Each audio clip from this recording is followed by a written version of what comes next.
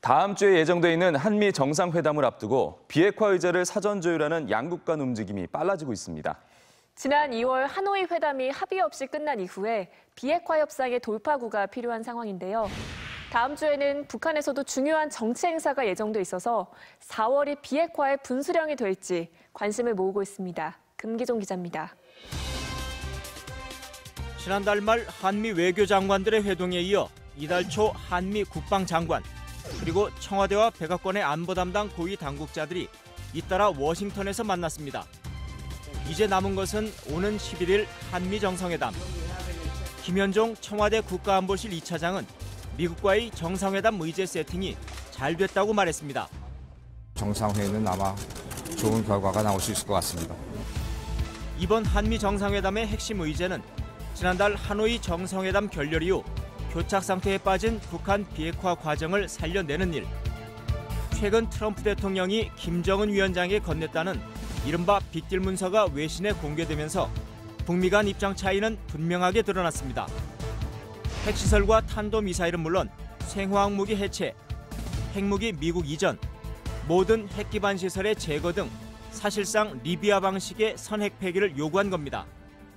굉장히 입장이 강경해졌고 마치 2018년 이전에 CVID 이야기할 때처럼 이야기가 강경해졌어요.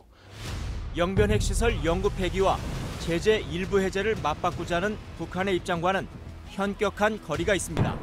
우리가 내짚을 수 있는 가장 큰 보폭의 비핵화 조치입니다. 북한은 지난해 일부 해체했던 동창리 대륙간 탄도미사일 발사장의 외형 복구를 완료해 일각에선 필요시 인공위성을 가정한 로켓 발사도 가능한 상태로 보고 있습니다. 과연 이번 정상회담에서 북미 간의 간극을 좁히고 다시 비핵화 협상을 되살릴 수 있을지, 우리 정부는 북한의 완전한 비핵화를 목표로 하되 그 단계를 압축하고 북한이 초기 비핵화 조치를 크게 이행하면 이에 대한 일부 제재 완화 등 보상도 제공하는 방안을 검토 중인 것으로 알려졌습니다.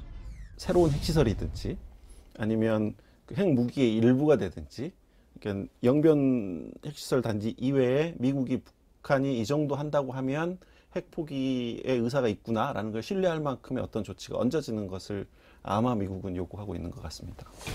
미국도 단계적 이행에 대해서는 협상의 여지를 남겨놓고 있습니다. 폼페이오 장관은 최근 미국과 북한의 두 정상이 몇 달 안에 만나 비핵화의 실질적인 첫 번째 조치 또는 실질적인 큰 조치를 달성하자며 3차 정상회담 성사를 위한 초기 이행 조치를 강조했습니다. 미국이 최대치의 요구를 한 거는 맞지만 그걸 한 방에 이루겠다 이렇게 생각하는 건 아닌 것 같고요. 실제로 그건 달성 가능하지도 않을 거라고 저는 생각을 합니다.